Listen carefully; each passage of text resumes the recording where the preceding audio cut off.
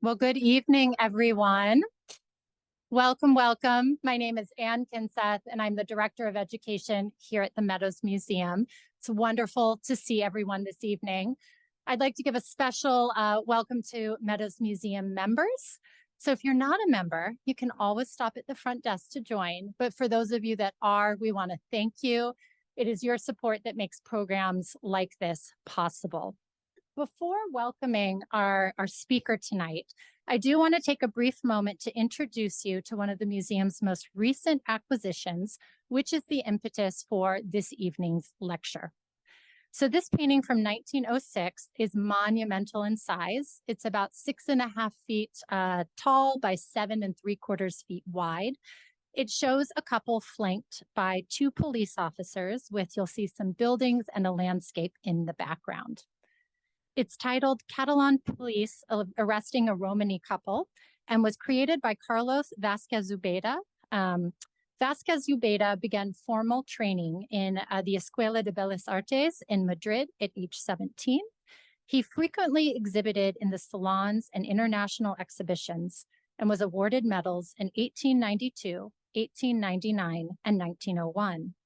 He also won a medal at the 1900 Universal Exposition in Paris, and in 1929, he was appointed as a Knight of the Legion of Honor. So this painting is possibly his best known and most celebrated work. It depicts an imagined historical event from a major event in Spain's Romani population, known as the Great Gypsy Roundup, in which Romani families across Spain were separated and incarcerated. The painting received critical and public praise internationally and earned Vázquez Úbeda the silver medal in the 1907 Paris Salon, as well as an appointment to the Knights of the Order of Alfonso XII. Tonight, this painting offers us the opportunity to further explore the history of the Romani people in Spain with our distinguished speaker, who I'm pleased to introduce now. So Ian F. Hancock is Professor Emeritus at the University of Texas at Austin, where he taught Romani language and history for 46 years. He was United Nations Romani Ambassador, UN Economic and Social Council, DPI, and UNICEF between 1981 and 1994. In 1981, he was awarded the Certificate of Merit from Yeshiva University in recognition of his work for Romani human rights. In 1997, he accepted the prestigious Rafto Foundation Human Rights Prize in Norway, and in that same year was awarded the University of Wisconsin's Gamaliel Chair in Peace and Justice. In 1998, President Bill Clinton appointed him as the sole Romani member of the U.S. Holocaust Memorial Council. Since then, he's received a resolution as an expression of high regard by the Texas House of Representatives for his work, an honorary doctoral degree from Umeå University in Sweden, and another from Constantine University in Slovakia. In 2003, Westchester University in Pennsylvania created the Ian Hancock Graduate Fellowship in Holocaust and Genocide Studies. And in 2019, the Ian Hancock Roma Education Center was established in Zagreb, Croatia. And the Ian Hancock Romani Archive and Cultural Center was opened in Mersin, Turkey in 2017. In 2009, he was nominated to the Texas State Commission on Holocaust and Genocide. And 10 years later, in 2019, Queen Elizabeth II awarded him the Most Excellent Order of the British Empire, which he received in Buckingham Palace for his work on Roma human rights. He was made a Fellow of the Royal Society of Arts in 2020, and finally, earlier this year, Dr. Hancock received the Premios del Instituto Cultura Gitana Award in Madrid. It is my absolute pleasure to welcome him to the podium. Good evening, everybody.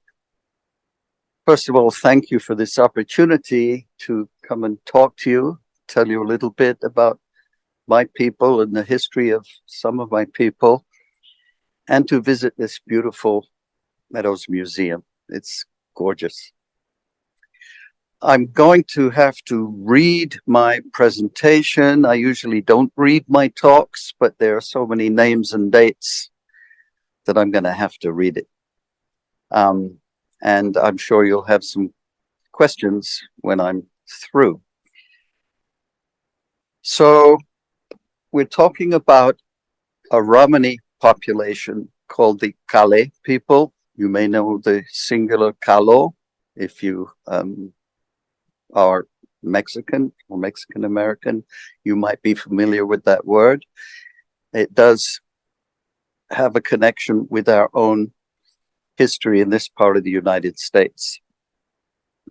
There are between 12 and 14 million Romani people worldwide, of whom about 1 million live in Spain and Portugal, where they are known as the Calé or Calões in Portuguese.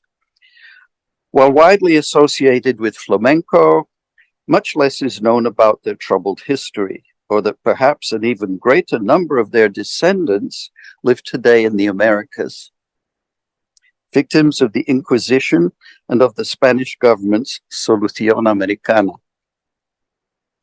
Nearly half of the Spanish Romani population lives in Andalusia, the rest residing primarily in Catalonia, Valencia, and Madrid. There are two main Romani endania. Endani is the word we use for subdivision. There are many different divisions within the overall Romani population. The Calé, living mostly in the Iberian Peninsula and northwestern Africa, and the Roma, who since the 1990s have been coming into Spain from southeastern Europe, just as they continue to arrive here in Texas across our southern border. They are referred to in Spain as húngaros, both in Spain and here too. In Mexican Spanish, American Spanish, we're called húngaros, but that means Hungarians, and we are not Hungarians. The Spanish word for us is gitano, which means Egyptians, and we're not Egyptians either. And that's where the word gypsy comes from as well. And it's a word we don't like.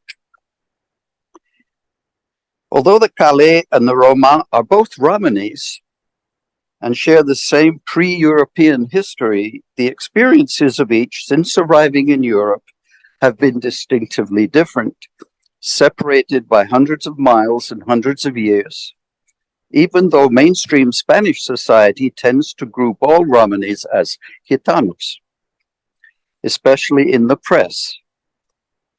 That word, gitano, gypsy, was rejected in the Second World Romani Congress in 1985, and it is now being seen as non-PC in the press, being replaced by Roma, which we also are not too crazy about, because not every Endani are Roma. The Calé are not Roma, but they are Romanis, if you can figure that one out. We have been in the West for about 8 centuries. Before that, our history traces back to northwestern India, to the time of the Ghaznavid invasions around the year 1000 AD. Those were almost all victories for Muhammad of Ghazni in his attempt to expand his empire, and thousands of Indians, both soldiers and their service providers, were taken prisoner and forced to fight for their captors as slave soldiers. They were called gulams. The Ghaznavids were defeated in turn by the Seljuks in 1038, who freed them and brought them over to their own side, moving further northwest to defeat Armenia in 1071, and bringing them to the eastern end of the Byzantine Empire in Anatolia.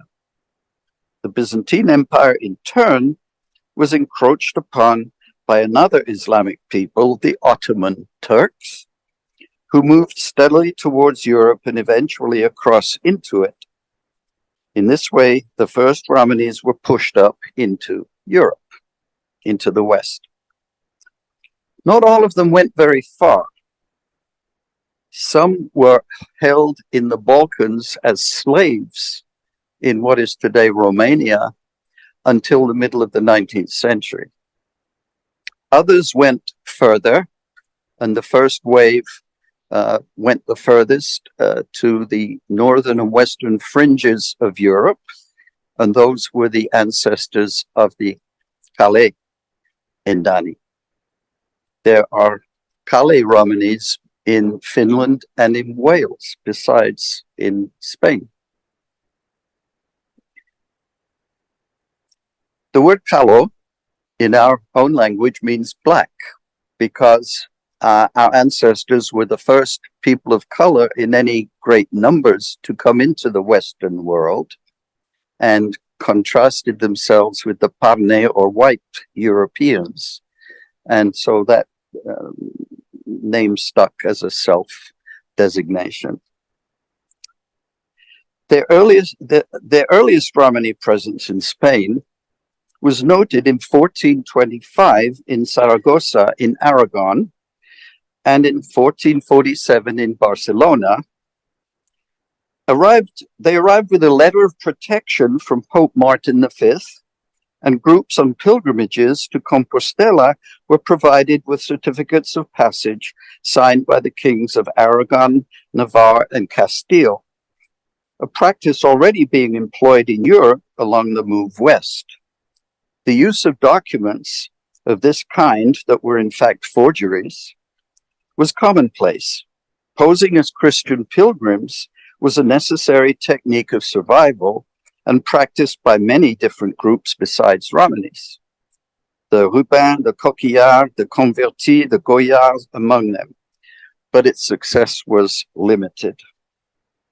For years, political and religious authorities protected them as pilgrims, but when King Ferdinand II of Aragon initiated the Inquisition in 1478, the itinerant Romanis came under the close scrutiny of the religious authorities, because the new system was based on a social structure of settled property owners and their serfs, as well as of allegiance to the church.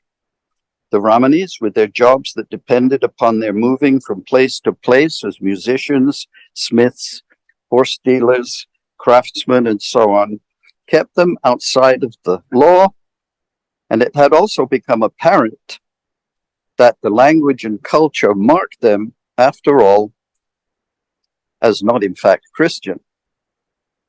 From 1492, the persecution of Moors, Jews, and Romanis was intensified in an effort to rid the peninsula of all three non-Christian groups.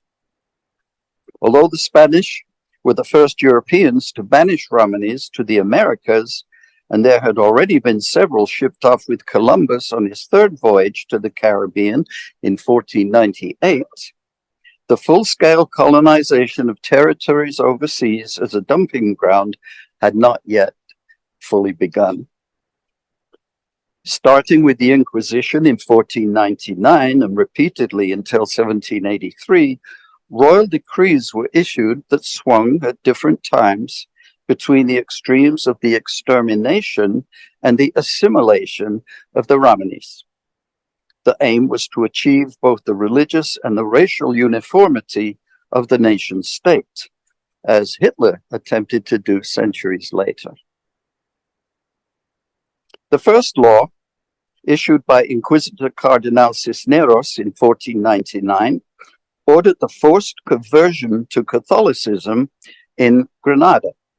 It was soon after extended throughout all of Castile, but it still distinguished the new from the old Roman Catholics. Allegiance to the Church and to Rome was paramount.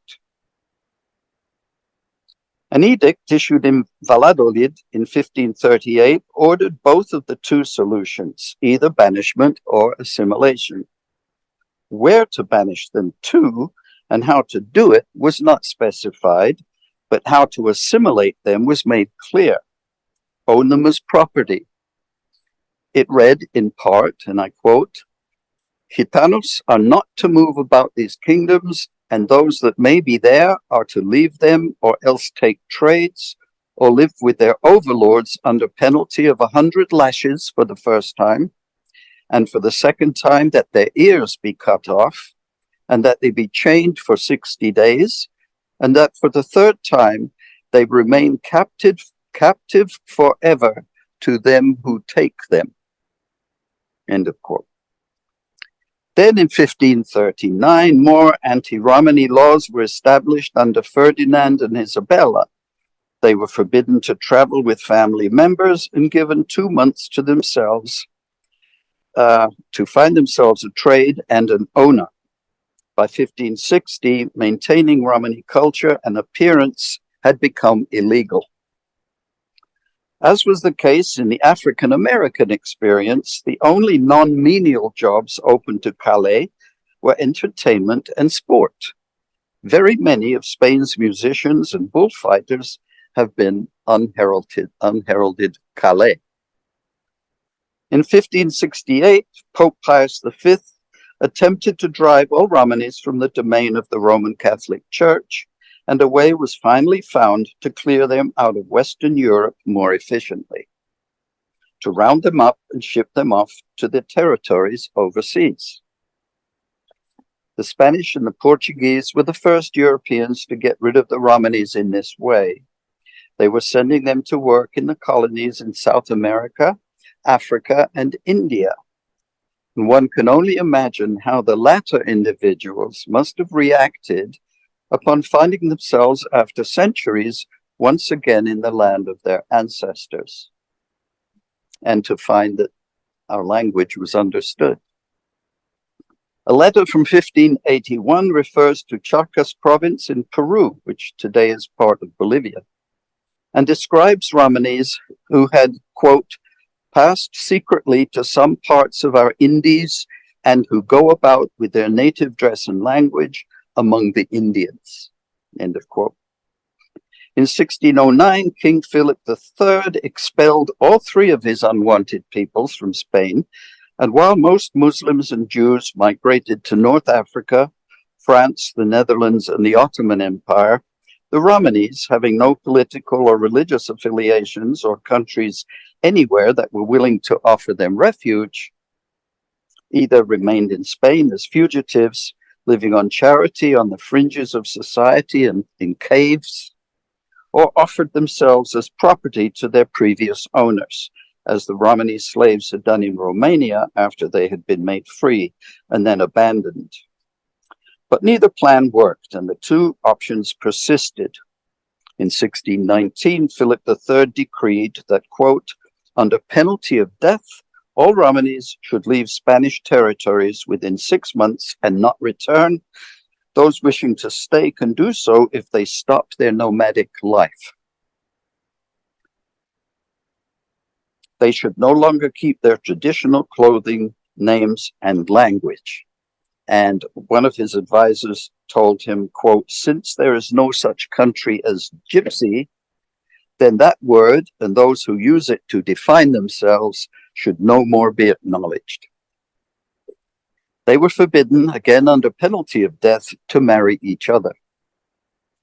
Romani settlements were broken up and the inhabitants dispersed. Many escaped into Portugal only to find the same policy of expulsion in effect there as well. Boxer, the historian Boxer, mentions the victimization of, and I quote from him, entire communities of gypsies against whom King John V seems to have conceived an obsessive hatred for no reason that I can discover. These unfortunates of all ages and both sexes were shipped off in successive levies to Brazil and Angola without any specific charge being brought against them, in a largely futile attempt to banish the Romani race altogether. A decree which came into effect in August 1685 ended the shipments of the enslaved Calais and Calanche from the Portuguese-controlled African settlements across to Maranhão in South America. That was a vast colony to the north of Brazil. By 1718, the city of Bahia there had become the main offloading point, and the governor was ordered to make it illegal for them to speak our language or to teach it to their children in order that it should quickly become extinct. In the late 1700s, the journalist Henry Coster encountered a group of Calais in Brazil whom he described as, and I quote, people of a brownish cast with features which resemble those of white persons and tall and handsome. They wander from place to place in parties of men, women, and children, exchanging, buying, and selling horses and gold and silver trinkets. They are said to be unmindful of all religious observances and never to hear mass or confess their sins. It is likewise said that they never marry out of their own nation. A case for the extensive Romani contribution to Brazilian culture had already been made by historian de Melo Moraes, who believed that, quote, the Brazilian nation from the highest to the lowest is strongly tinctured with gypsy blood. On July the 30th, 1749, Don Senon de Somo de Villa, King Ferdinand VI's interior minister and the architect and chief enforcer of the planned solución americana, ordered the wholesale arrest, called the Prisión General de Gitanos, of all Romanis throughout Spain. Quote, their imprisonment must be carried out on the same day and at the same time. These people called Gitanos have no religion. They must be put in prison, and we will extinguish once and for all this evil race which has infected these domains for so many years. He made it clear that the ordinary Spanish citizens too were free to participate. And I quote, we allow that any person of any state can kill them and arrest them without incurring any penalty, bringing them alive or dead before the judges of the districts where they were imprisoned, and being thus taken, be dragged and hanged and left by the roads and places where their families had been broken up. End of quote. Ferdinand ordered them, quote, to be irretrievably transported to the colonies of Louisiana, the islands of Cuba, Santo Domingo, Puerto Rico, La Margarita, La Trinidad, and to the banks of the Orinoco. Edwin Long's painting, The Supplicants, Expulsion of the Gypsies from Spain, is of Romanis pleading to be spared. It was the picture that was up there. Is it there? No. Oh, this is another picture by a Calé artist, Arnau, depicting the work that the Calé had to do. Yes, this is the picture they're asking to be spared. Very famous picture. And then we have some more of the arrests being made.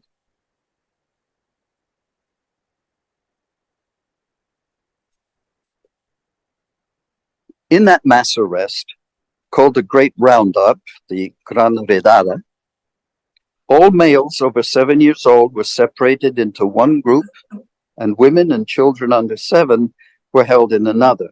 The men were to undergo forced labor in the munitions factories or be sent by sea on English and Swedish ships with the loss of many people, and the women and children either to prison or to work in factories. This attempt to exterminate cost 12,000 Romani lives. It was not the first Romani genocide. In 1721, the Austro-Hungarian Emperor Carlos VI had already instituted a program to exterminate Romanis. And, as we know, it was not the last. Hitler tried the same thing. In 1763, by order of King Charles III, the Calais were notified that they would be released, but not before the administration had solved the problem of their relocation. 2 years later, the Navy ordered the release of all its own surviving prisoners. In 1774, Charles's former ethnocentrist Treasury Minister, Pedro Rodriguez de Campomanes y Perez, who argued for the supremacy of the state over the church, declared that Spain should, quote, unify its people and mold them into one unique body. Once more, familiar words. In 1783, numbers of those that had been bound to their owners were being set free by decree, but at the same time, and yet again, Charles ordered, quote, new rules to curb and punish the vagrancy of the Romani people, to be known as New Castellanos, New Castilians. They are forbidden to use their language or dress or maintain their nomadic way of life. That decree led to the eventual eradication of our Romani language in Spain and Portugal. And the same thing happened in Hungary at about the same time. Empress Maria Theresa had a policy of forbidding the use of the language, even to call ourselves Romanis or whatever the Indani was, but instead to call ourselves New Hungarians, just as New Castilians. Didn't work. We did not have to go very far to find traces of the Calais in local history. We count Louisiana as local enough. Shipments during La Solución also brought Calais to Spanish Louisiana. That was between 1762 and 1801. A Spanish census taken in 1773, the inhabitants of the governmental post in Rapide, a settlement on the Red River, registered 8 Calais families, Calais families. And Olmsted, a traveler, described his encounter with other Calais living in Alexandra, in Rapides parish in Louisiana. He says in his book, the people, they was all sorts. They was French and Spanish and Egyptian. There was some of the real old Egyptians there then. They had a language of their own, which some of them used amongst themselves, but they could talk in French and Spanish too. They was black, but not very black. A mixed Afro-Romani community lives today near Atchafalaya in St. Martin Parish, some 75 miles southeast of Alexandria. It shuns social intercourse with the surrounding Black, white, and First Nation populations. I prefer First Nation, the Canadian term, to Native American. I think it's a bit more respectful. As well as with the Roma and Romanichal Romanis that also live in the state.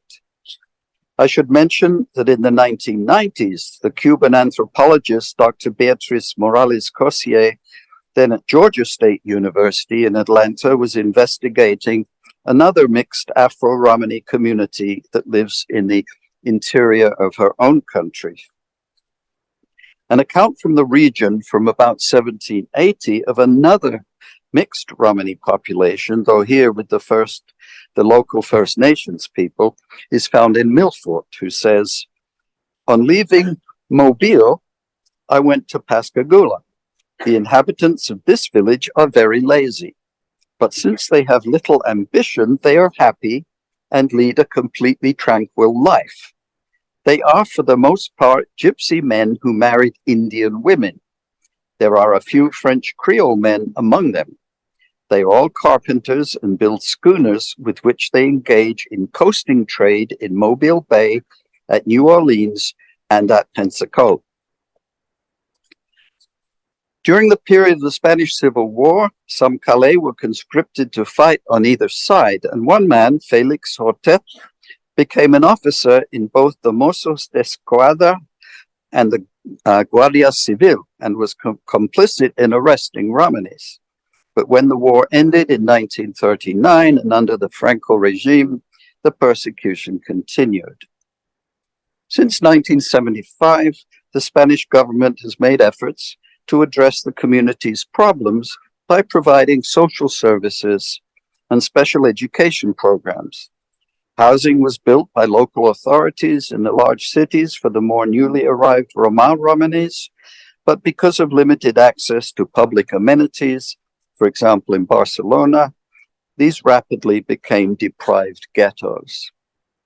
In 1988, the central government launched the Gypsy Development Program, but it did little to combat racism. In May 1991, 30 Romanis in the village of Manchareal were forced to abandon the homes they had lived in for 25 years in response to a petition organized by, quote, some thousands of local Spaniards, for example. Some of those homes were burnt down.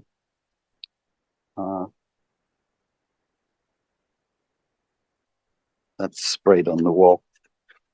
The action was defended by the mayor, who told the press that gypsies, quote, live among us but are not like us. We are going to do everything possible to ensure that these gypsies do not come back. One man was lynched. The white villagers prevented the rebuilding of those homes and forcibly stopped Romani children from attending their school by spreading burning car tires across its access road. Press coverage reported the incident as ugly racism. A report from Madrid dated October the 11th, 1991, described similar instances of Romophobia in that city, where the construction of 88 houses for Romanis had been blocked by local white residents.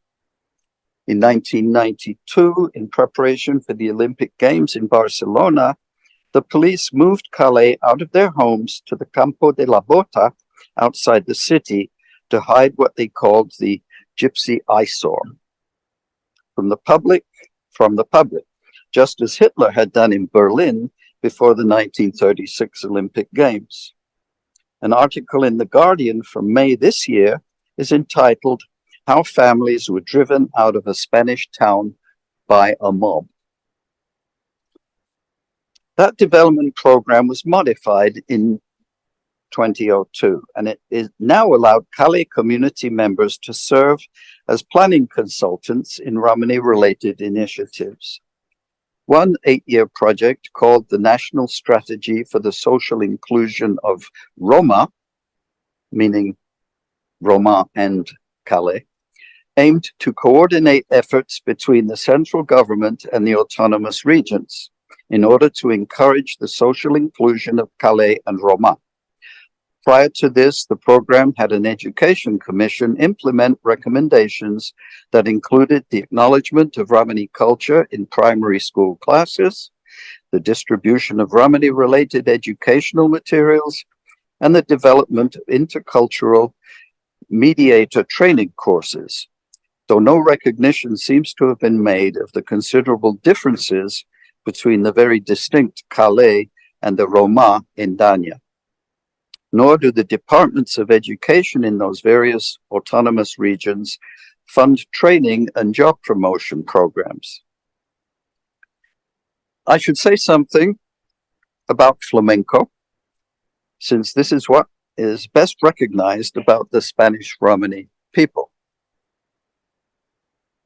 It is a composite art whose roots are in India, and much has been written about its retentions of Dolu Kunita dance forms from Karnataka. Castanets, for example, are clearly what were originally finger cymbals.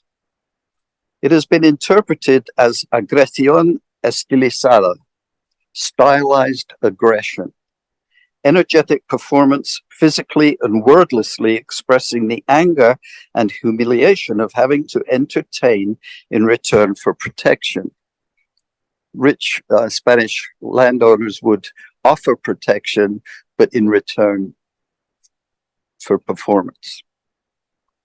The pain of the Romani experience is expressed in the cantejondo, often sung a palo seco, the grief too profound even for instrumental accompaniment. The same deep song, in English it's called deep song in the books, is found in the Bashaldi Romani tradition in Hungary, which is my own Indani, is Bashaldo, where it is called Lokigili, or slow song. It's a very mournful type of music, if you're familiar with cantejondo.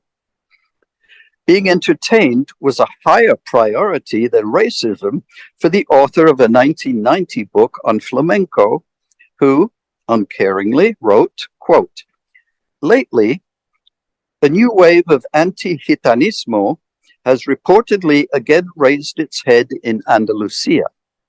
If so, it might prove beneficial for Gypsy Andalusian flamenco, for pressure creates counter-pressure, which could well lead to a revitalization of flamenco from within." The same unfeeling attitude was reported in a study in the Harvard Educational Review in 2003. It detailed an incident in which the appeal of the colorful gitana, market woman, took precedence over the determination of a teenage Romani girl in Barcelona to go to college. It said, in part, Aroa, a 10th grader, was talking with her teacher about her post-graduation plans. She excitedly shared her dream of going to college and becoming an educator for her community. In response, her teacher argued that it was silly for Aroa to enter a university, since it would mean leaving the beautiful Romani tradition of selling in informal markets, and that rejection of tradition would be a shame for her family.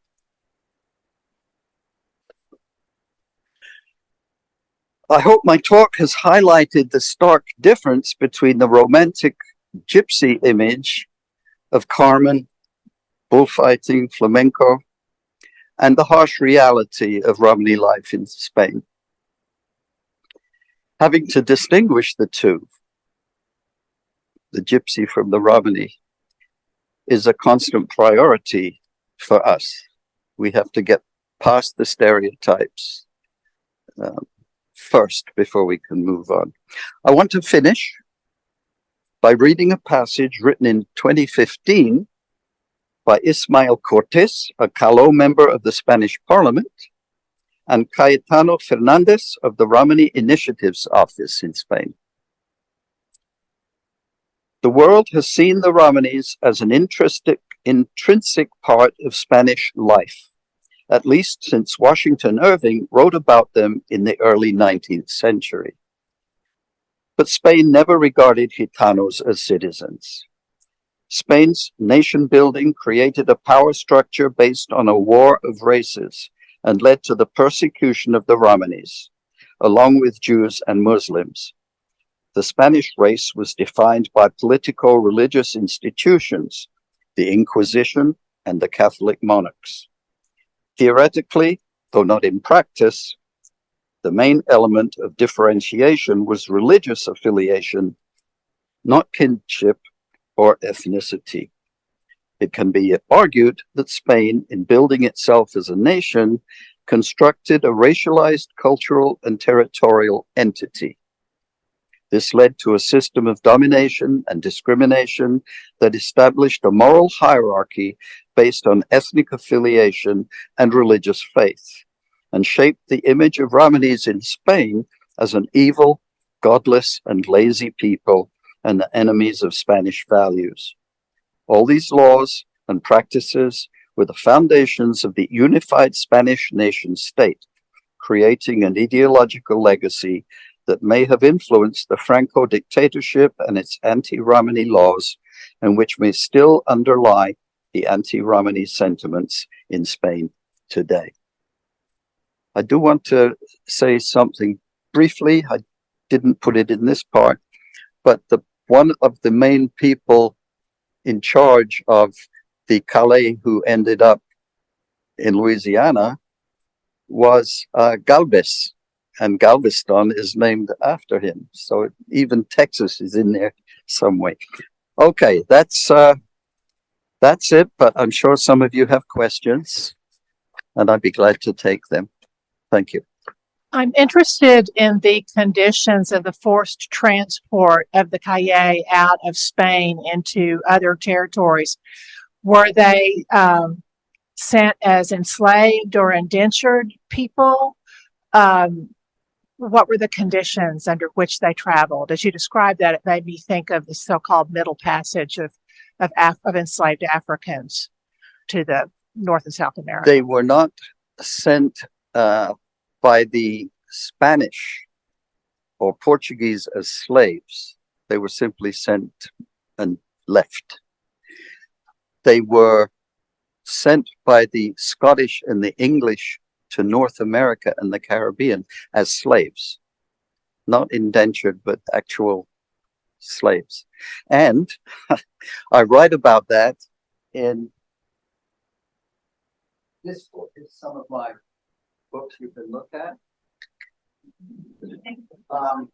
The one I recommend, if you are particularly interested in knowing more, is this one, We Are the Romani People, which I wrote for teachers and journalists and novelists.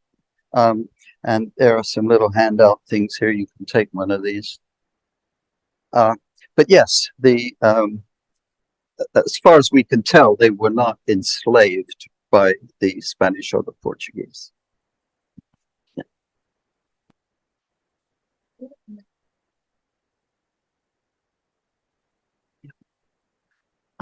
One of the earlier dates you mentioned was in the 1470s. I think it was 1478, decree by King Ferdinand. But I was curious, when did the Romani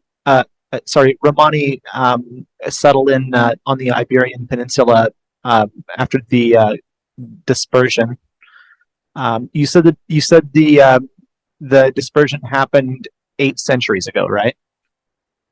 The Diaspora. the first Romani population to reach the West was about somewhere 1250, somewhere around there. And what about the Iberian Peninsula? Did they settle in the Iberian Peninsula sometime later? A bit later, up into making their way across Europe and coming all the way down.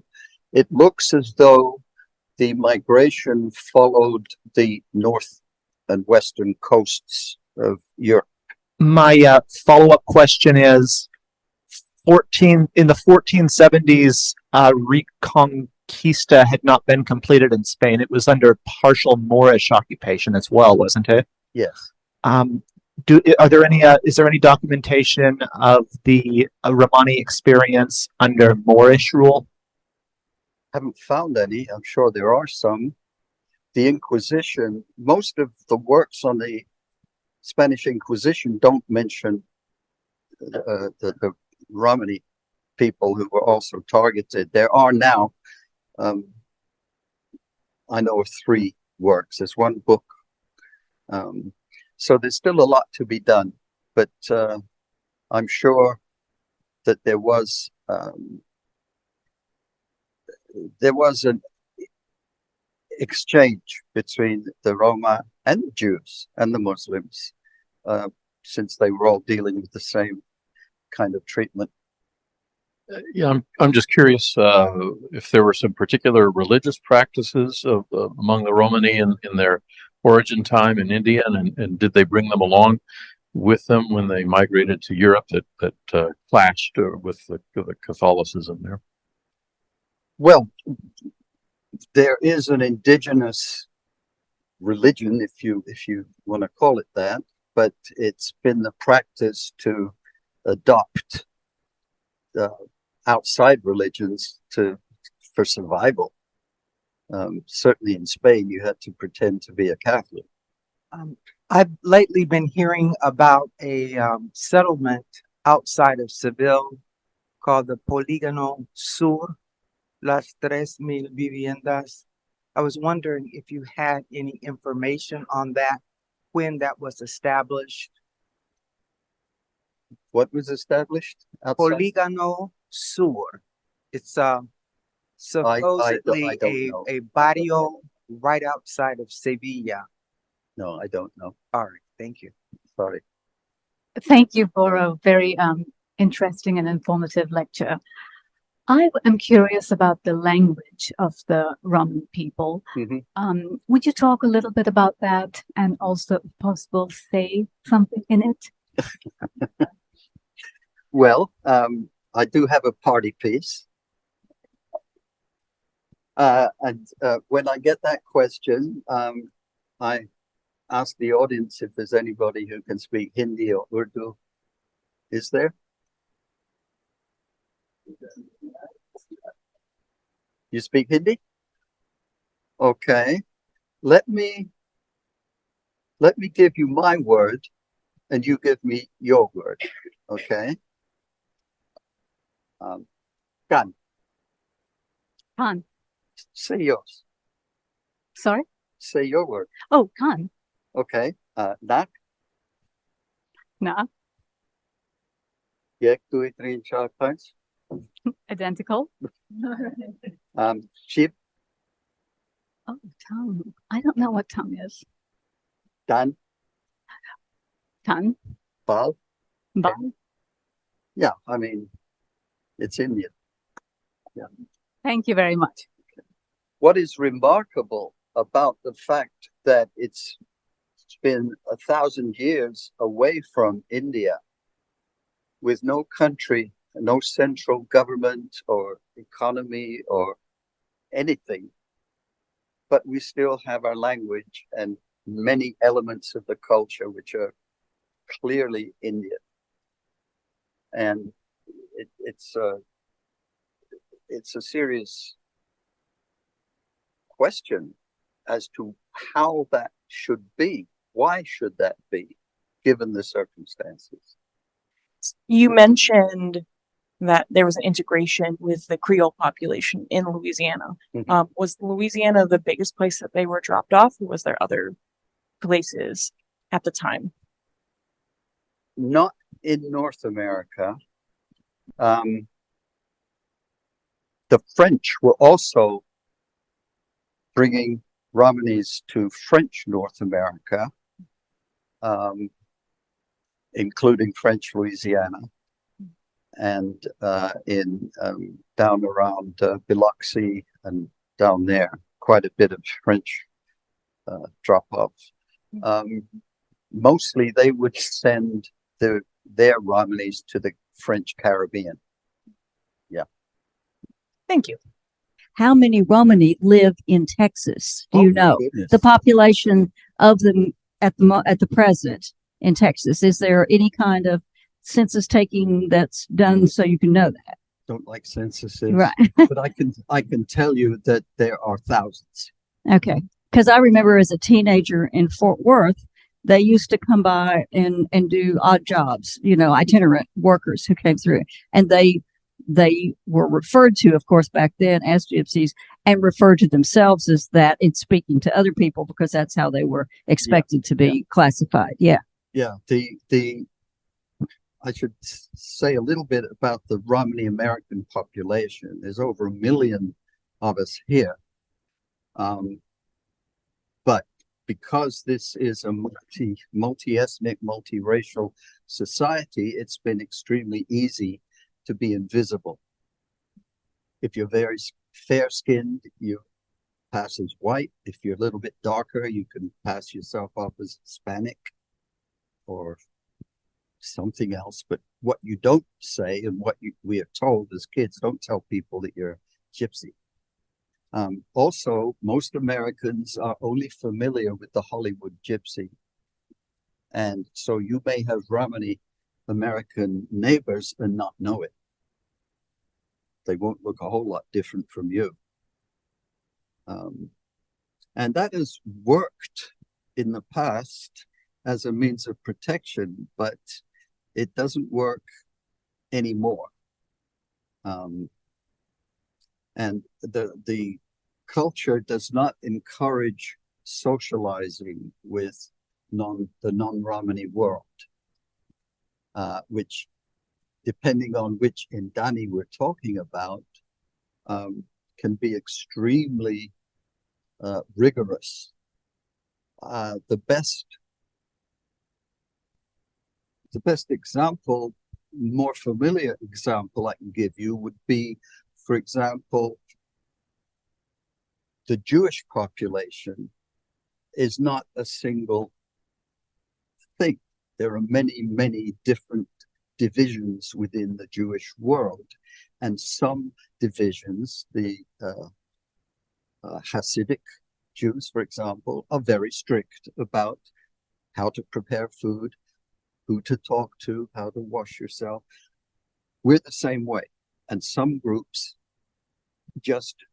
there's a wall there, which extends to not even wanting to send the kids to a state school, because it would mean being with non-Romani people, eating food in the cafeteria made by non-Romani cooks, and so on.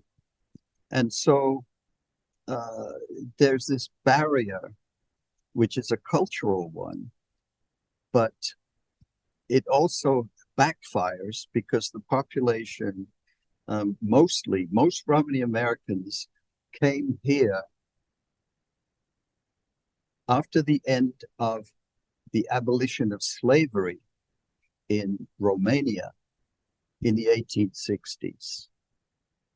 They made their way here in various ways, some through Russia, through Serbia, ending up here, some coming through Argentina and coming up, and were able to exist pretty much unnoticed because there were many, many groups coming here of all different appearances. And the descendants of those people formed the majority.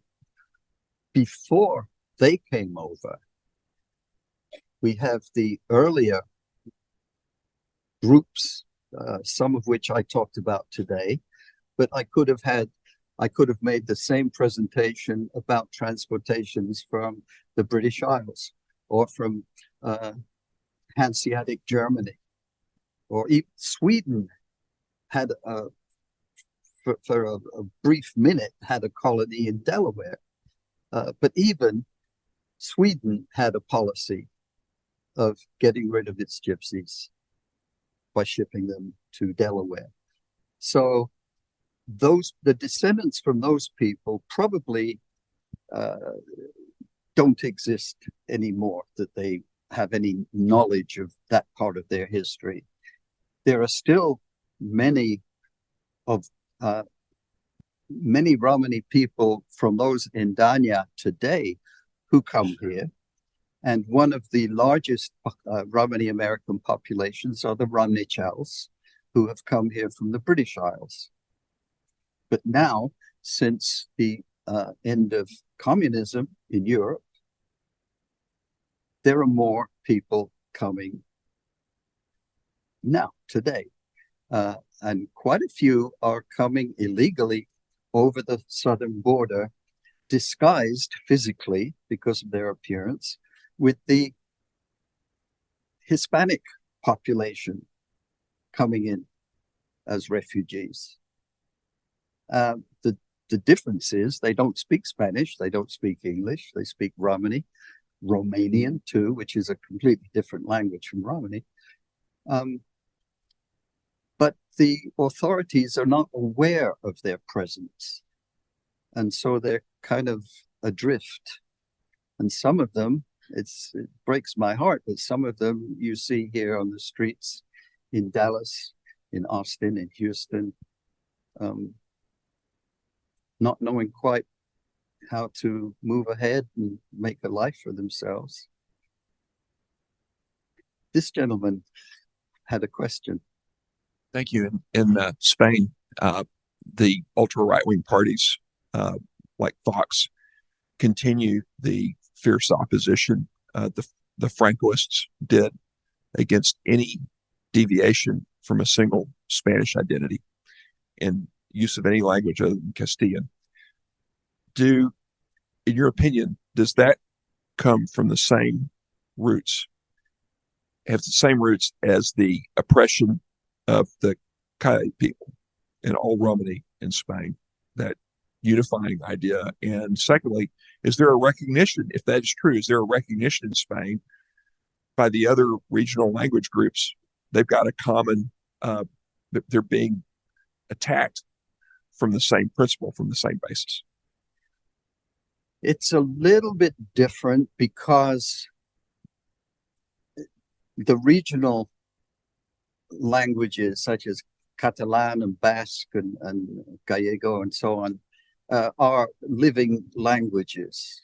The Romani language does not exist in Spain anymore. What exists is something that is called caló, but it's simply Spanish with Romani words in it. Quite a lot of those words made their way across the Atlantic and ended up in Mexican and Texan Spanish. And my Spanish-speaking Texan friends are surprised when I tell them that words they use are actually Romani words. I'm a folklorico dancer, so my question has to do with the flamenco. It's kind of contradictory to me how the flamenco singing is so popular in Spain. They even have like La Voz in Espanol, which only will feature flamenco music. So how does that craziness exist? Where the average Spaniard would say ole, and they love the flamenco music, but don't accept the people, you know. Are you asking about the origins of flamenco?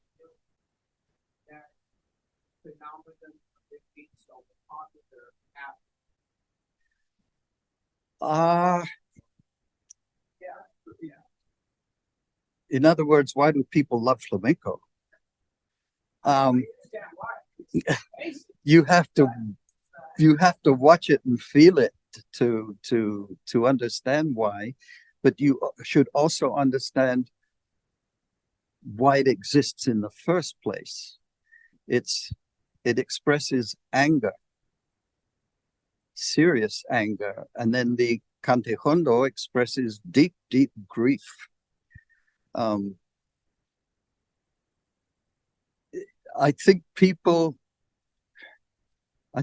an ordinary audience, let's say a non-Romani, nice middle-class audience that has feelings, but they're suppressed, would go to a flamenco performance and be able to feel something that they would love to be able to feel.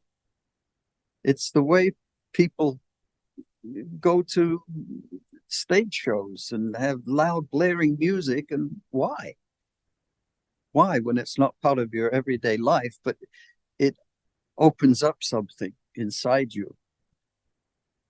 And I guess that's also, it brings in the tourists. I mean, the Spanish government loves it. I think we have time for 2 more questions, so I'll come here and I'll come into the back.